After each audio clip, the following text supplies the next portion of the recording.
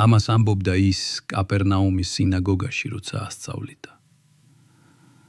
როცა ეს მოისმინეს, მისი მოწაფეებიდან ბევრმა თქვეს: მძიმეა ეს სიტყვა. ვინ შეძლებს ამის მოსმენას?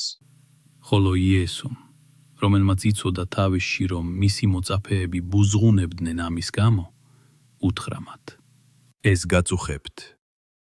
თუ იხილავთ კაცის ძეს ამაღლებებულს იქ, სადაც იყო ადრე, სული არის ის, ვინც აცოცხლინს აცოცხლებს. ხორცი არაფერს სარგებელს არ იძლევა. სიტყვები, რომლებსაც გეუბნებით, სულია და სიცოცხლეა.